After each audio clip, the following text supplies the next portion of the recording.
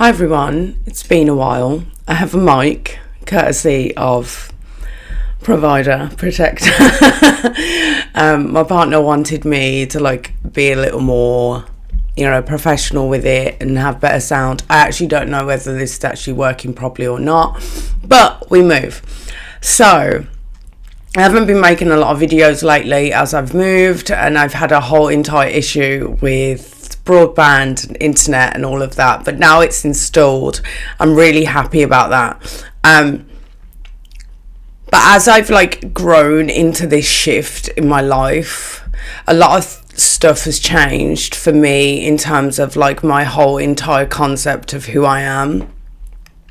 And I think coming from a space of a childhood that was riddled with destruction and trauma, and I don't want to go too much down the road of sadness and all of that, but I was given the most humblest of beginnings that wasn't great, not very great parents, and what that created in me, it caused me to create an identity that was so doused in victimhood, but then ironically on the other side was able to overcome that I would have this break in my entire psyche where it's I'm this really strong, powerful woman, but then when circumstances don't go great, I then rely more on my victimhood mentality, and I got stuck in that paradigm for so long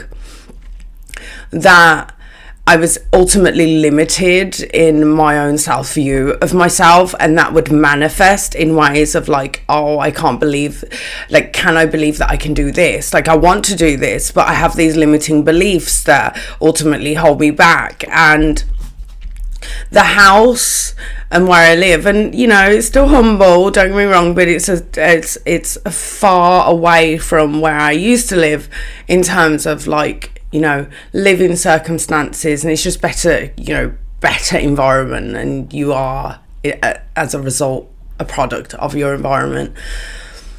That when I moved, I was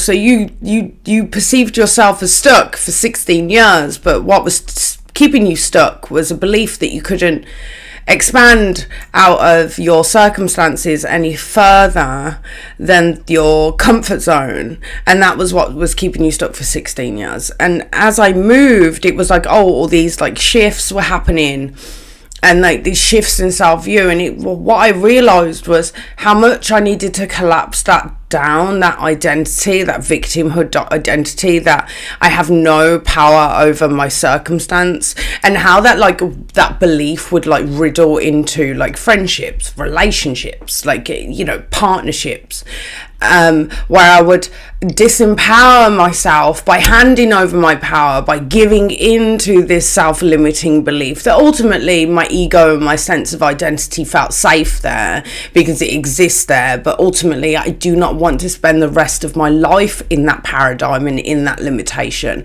And I kind of realised how the hell I needed to get out of my own way.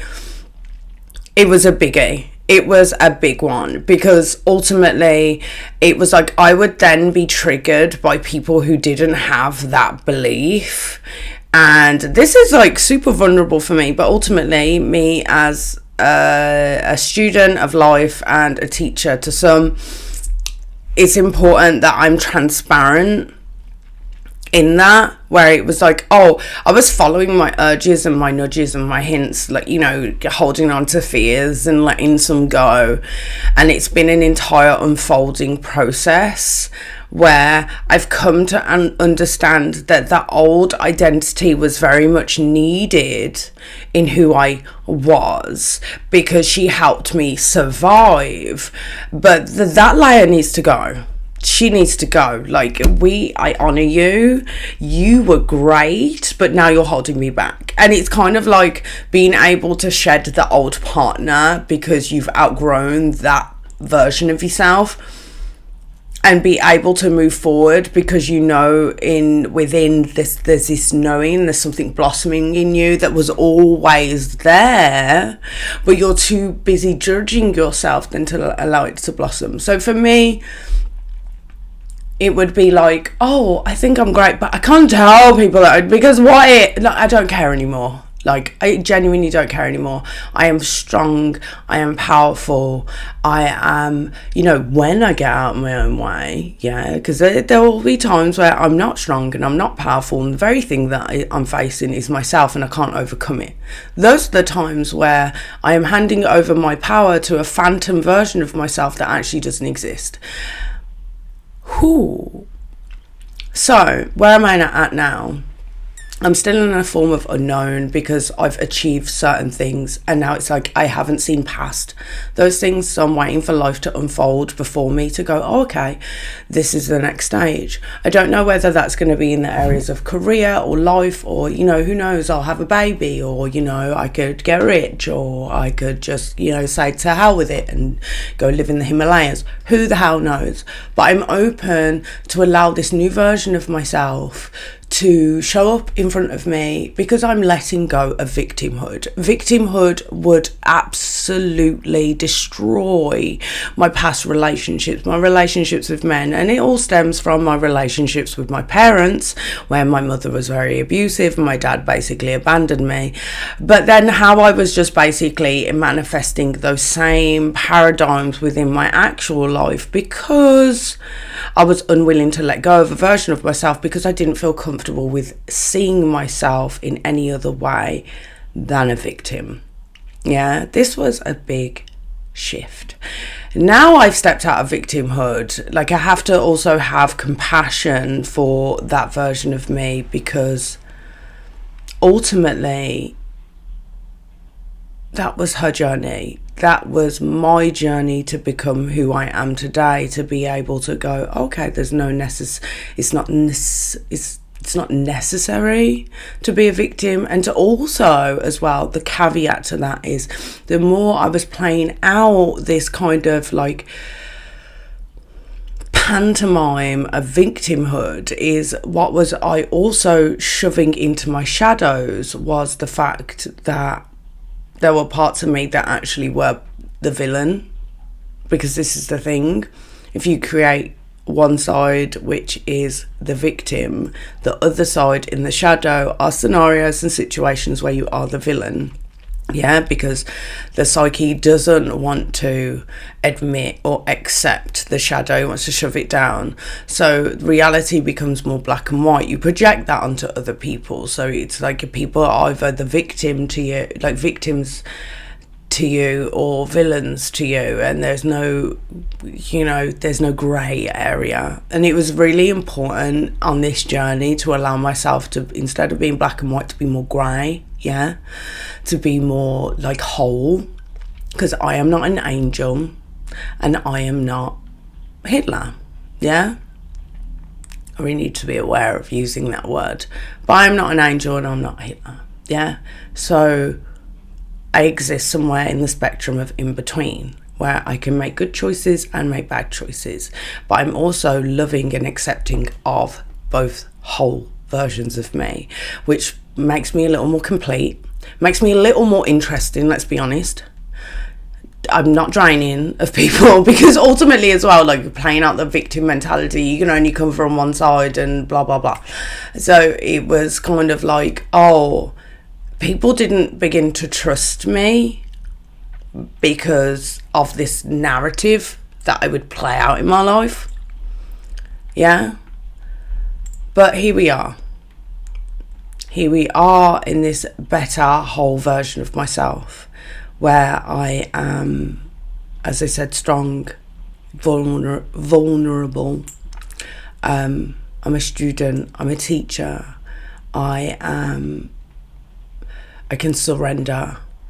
I can submit. There is this beautiful like symphony growing out of me now, which has been waiting a long time to come out. But also how part of that journey was making peace with my so-called villains in my past and kind of trying to see them a little more whole and having compassion for them, because that was the only thing that really set me free from this self-imposed prison. And how ultimately being able to put that like angry inner child, or that like upset inner child, or that like rageful inner teenager, and put her in the backseat of the car. She's no longer driving the car, so now I'm showing up as a whole like emotionally healthy woman that can stand in a relationship and go, I can love you, I can surrender to you, but there's also parts of me that will tell you I'm not taking your shit.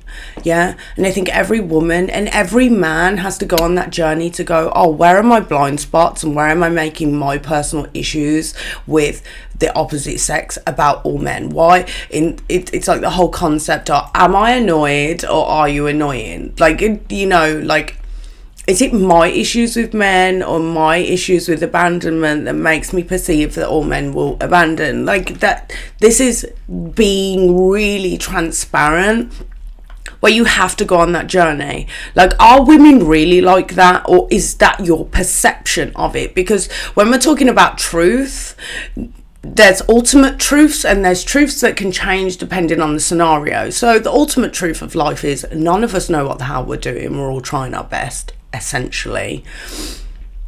But no one can say that all men are this and all women are this. And if you have these like codes injected into your consciousness, then you have to really look at that, because that isn't about men and that isn't about women. That is ultimately to do with your relationship with yourself. The healthier you have, the healthier your relationship with yourself becomes, the healthier your perception becomes of the world. Now, I choose peace. I don't choose victimhood. I don't choose to be a victim of anyone's life, and I no longer choose to hand over my power to someone that ultimately doesn't actually have anything to do with my life. Even when I'm sitting in the present experiencing peace, I'm not going to bring chaos into the now. I am done with that, finally. And now I'm interested to get to know who I am now in this new environment, and it is essentially an unfolding. So I'm just sitting in my room talking to a camera. I really hope that you enjoyed. Please let me know if there's anything that you want me to talk about. I will continue to share if it's wanted, and I'm going to leave it at that. But yes, have a lovely day. Enjoy the rain. I'm in the UK. It's raining cats and dogs. Don't really know where that phrase come from, but yeah, it's raining cats and dogs, and I really don't have nothing to do today other than live tonight, which is on a certain influencer who decided to get a girlfriend while he's married. If you know, you know. I'm not here to judge, me to teach. Anyway, bye bye. Have a lovely day. Bye bye.